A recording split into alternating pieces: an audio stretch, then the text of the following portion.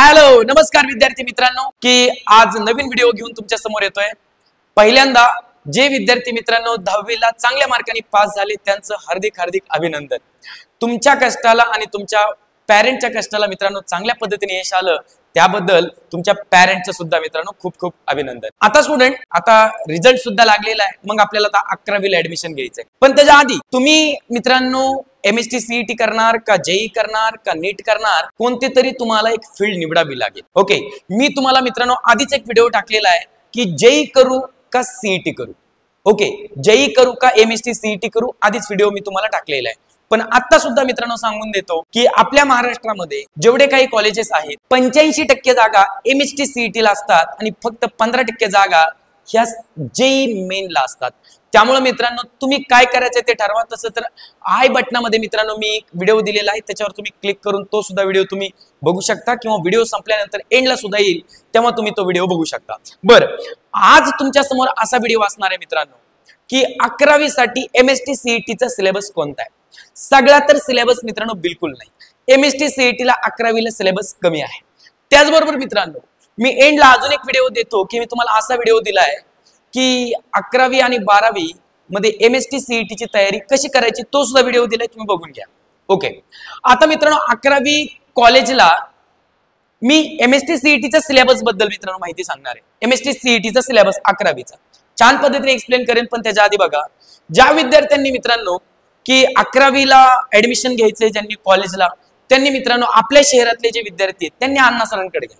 बोर्डाला चांगले मार्क मिळतील तुम्हाला, प्रॅक्टिकलला सगळे मार्क दिले जातात आणि तुम्ही फक्त वन अँड ओनली वन तुम्ही MST CET ची तयारी करायची। त्यामुळे मित्रांनो तुमचा जो काही गोल आहे, ध्येय ते मित्रांनो फिक्स होईल। टॉप कॉलेजला तुम्हाला ऍडमिशन भेटेल आणि एकदा का टॉप कॉलेजला ऍडमिशन भेटलं की तुमचा जो पगार आहे मित्रांनो तो फिक्स होतो आणि तुमचं लाईफ बनते। त्याचं कारण ज्या काही भारी मधल्या कंपन्या आहेत मित्रांनो, जसं की सध्याच्या फोन पे, गुगल पे ह्या कंपन्या, मायक्रोसॉफ्ट, अमेझॉन ह्या ज्या काही कंपन्या आहेत टॉपच्या कॉलेजला येतात, साध्या कॉलेजला येत नाही। त्यामुळं चांगले मार्क पाडून चांगलं कॉलेज तुम्हाला मिळवायचं। बरं, आता विषय राहिला मित्रांनो 11वीच्या MST CET चा सिलेबस। पण त्याआधी नमस्कार विद्यार्थी मित्रांनो, मी मॅथ्स सोडवाला धनंजय भोसले आणि तुम्ही बघताय आपला YouTube चॅनल मॅथ्स सोडवाला। बघूया स्टुडंट आता 11वीचा MST CET चा सिलेबस काय। ओके, हे बघा मित्रांनो आपलं पहिलं हेडिंग। स्टुडंट याच्यामध्ये बघा स्टुडंट 11वी MST CET सिलेबस मध्ये तुम्हाला एकूण मित्रांनो 2 CET असतात। 2 CET तुम्हाला, एक म्हणजे स्टुडंट तुम्हाला PCM CET द्यावी लागते ज्यांना मॅथ आहे। काही विद्यार्थ्यांना मॅथ नसतो, पण ज्यांना मित्रांनो मॅथ असतो चांगली गोष्ट आहे, कारण की स्टुडंट त्यांचा सगळीकडे नंबर लागतो। म्हणजे इंजिनिअरिंगला लागतो, बी फार्म ला लागतो, BSc ऍग्री लागतो, सगळीकडे लागतो। पण ज्या विद्यार्थ्यांचं मित्रांनो PCB आहे त्या विद्यार्थ्यांना फक्त बी फार्म आणि मित्रांनो BSc ऍग्री हे एवढेच ऑप्शन राहतात। सो दॅट त्यामुळे मित्रांनो ज्यांचं मॅथ आहे ते मित्रांनो विद्यार्थी जरा फायदेशीर राहणार आहेत। चला मित्रांनो आपण आता काय करूयात, सिलेबस बघूयात की जो फिजिक्सचा, केमिस्ट्रीचा, मॅथचा सिलेबस नेमकं काय आहे। ओके, आता स्टुडंट या व्हिडिओ मध्ये पुढे आल्यास की MST CET चा सिलेबस पहिले आपण बघतोय फिजिक्सचा। आता आपले टेक्स्ट बुक जर बघितलं तर टेक्स्ट बुक मध्ये किती चॅप्टर आहेत फिजिक्सचे, तुम्हाला 11वीला मित्रांनो 14 चॅप्टर भेटतील 11वीला, आणि त्यातले फक्त बघा ना स्टुडंट 1 ते ओके इथं 8 चॅप्टर आहेत मित्रांनो टोटल तुम्हाला। CET ला 8 चॅप्टर आहेत। ओके, पण टोटल 14च आहेत, म्हणजे स्टुडंट तुम्ही फक्त 14 धड्यांचा पक्का अभ्यास करायचा आहे MST CET साठी। ओके, आणि बरेच विद्यार्थी मित्रांनो रेग्युलर कॉलेजला जातात आणि कॉलेजमध्ये काही CETचं होत नाही, त्यामुळे मित्रांनो ते डायरेक्ट लास्टला तयारी करतात, त्यांना 1च महिना भेटतो फक्त। जे प्युअर MST CET ची तयारी करतील ते पुढे जातील, लक्ष द्या। त्यामुळं MST CET वर कॉन्सन्ट्रेट व्हायचंय पहिल्यापासून। ओके, आपली लवकर बॅच चालू होणार आहे। आता स्टुडंट बघा 8 चॅप्टर आहेत, त्यातलं मोशन इन प्लेन, हे मोशन इन प्लेन मग ते 1D आहे 2D आहे। सोपा चॅप्टर मित्रांनो, खूप सोपा आहे, एकदा का कॉन्सेप्ट क्लिअर झाले की तुम्हाला येऊन जातात। लॉज ऑफ मोशन मित्रांनो 9वीला चॅप्टर आहे, हा निम्मा 9वीला चॅप्टर आहे 9th ला। त्याचबरोबर ग्रॅव्हिटेशन मित्रांनो हा 10वीला धडा झालाय तुमचा, अर्धा धडा तर 10वीचाच रिपीट होतो। थर्मल प्रॉपर्टीज ऑफ मॅटर ह्याच्यामध्ये हीटचा अभ्यास आहे बाळांनो। साऊंड तुम्हाला मित्रांनो एक हा साऊंड मित्रांनो आधीच झालेले तुमचा, ट्रान्सव्हर्सल वेव्ह, लॉन्जिट्युडिनल वेव्ह की साऊंड हे एक वेव्ह आहे, हे तुमचं झालेलं आहे ऑलरेडी, अभ्यास अवघड नाहीच आहे। करायला पाहिजे, मेहनत करायला पाहिजे, लक्षात ठेवा. स्टुडंट ऑप्टिक्स आहे. ऑप्टिक्स म्हणजे तुम्ही 10वीला जो लेन्सेस धडा बघितला ना त्याचं पुढचं आहे ऑप्टिक्स. पण 10वीचं बरंच मित्रांनो रिपीट होतं, त्यामुळे 10वी म्हणून तर 10वीचा चांगला अभ्यास करायचा असतो. ओके, त्याचबरोबर इलेक्ट्रोस्टॅटिक ह्याच्यामध्ये चार्जचा अभ्यास आहे. आणि स्टुडंट लास्टला म्हणजे सेमी कंडक्टर्स. सेमी कंडक्टर म्हणजे जे इन्सुलेटर आहेत, जे कंडक्टर आहेत त्याच्या मिडल. ओके, तर ते सेमी कंडक्टर सोपे चॅप्टर आहेत मित्रांनो. फिजिक्सला टोटल 8 चॅप्टर आहेत, कमी चॅप्टर आहेत, लक्षात ठेवा. ह्या 8 चॅप्टरवर तुम्हाला प्रश्न येणार आहेत मित्रांनो. ते म्हणजे तुम्हाला याच्यावर प्रश्न येतील 10 प्रश्न येतील. याच्यावर तुम्हाला 10 प्रश्न येतील फिजिक्सचे. 8 धड्यांवर 10 प्रश्न म्हणजे कोणत्या तरी 2 धड्यांवर तुम्हाला 2-2 प्रश्न येतील आणि प्रत्येक धड्यावर 1 प्रश्न येतो. सो दॅट हे 8 धडे पक्के करा मित्रांनो. ज्या विद्यार्थी चांगला अभ्यास करू शकत नाहीत 5-5, 6-6, 7-7 तास, त्यांनी JEE नीटला जायचंच नाही रे. ज्यांनी कधीतरी अभ्यास केलाय 10वी 9वी मध्ये त्यांनी मित्रांनो MST CET ला यायचं. म्हणजे MST CET ला बी तुम्ही चांगल्या मार्काने पास होता, नो गॅरंटी, अभ्यास केलाच पाहिजे, कारण MST CET ची पण लेवल कमी नाहीये. ओके, चालेल. सो दॅट हे 8 धडे. आता आपण पुढे जाऊयात स्टुडंट. हे फिजिक्स दाखवलं मी तुम्हाला. आता स्टुडंट केमिस्ट्री. केमिस्ट्री मध्ये मित्रांनो टोटल तुम्हाला 9 चॅप्टर आहेत. किती? 9 चॅप्टर केमिस्ट्री मध्ये. हे बघा, आता केमिस्ट्री मध्ये स्टुडंट धडे जर म्हणलं ना तर धडे आहेत तुम्हाला, सांगतो 1 मिनिट. केमिस्ट्री मध्ये स्टुडंट तुम्हाला धडे आहेत ते म्हणजे 15, पण त्याच्यापैकी फक्त 9 धडे आहेत मित्रांनो तुम्हाला. 9 त्याच्यापैकी फक्त 9 धडे आहेत. बघा, some basic concept of chemistry. Concept आहेत, बेसिकचे कॉन्सेप्ट आहेत त्या पहिल्या धड्यात. Structure of atom.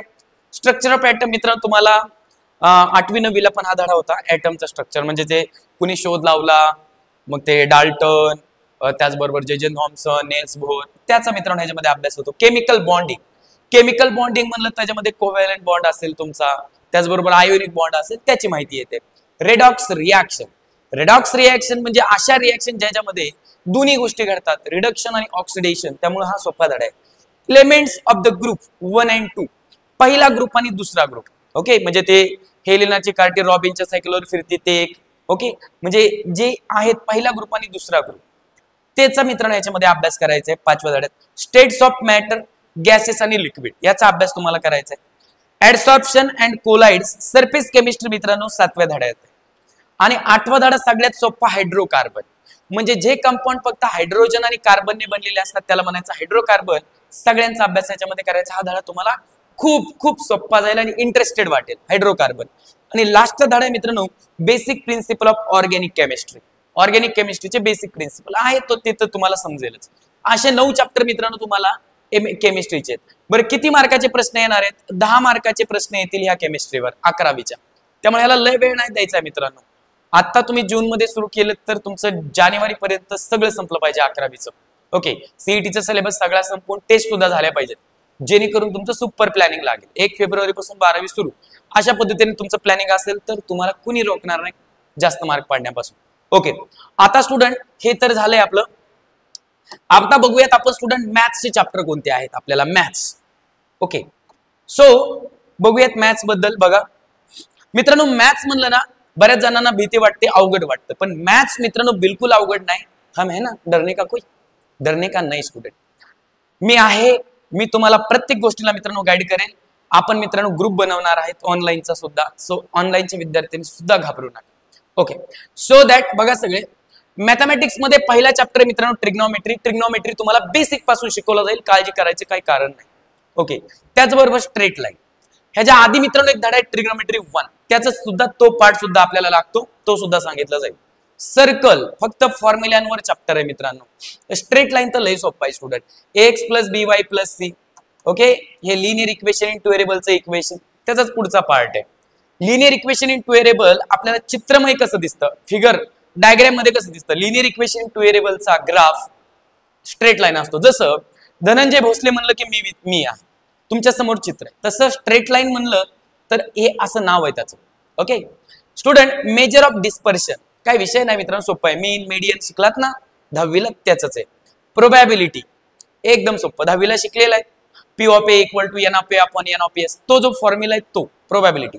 Complex numbers, yes तर कॉम्प्लेक्स नंबर सांगितलं जाईल. तुम्हाला क्वाड्रॅटिक इक्वेशन मध्ये आलतं, तुम्ही विसरला असता.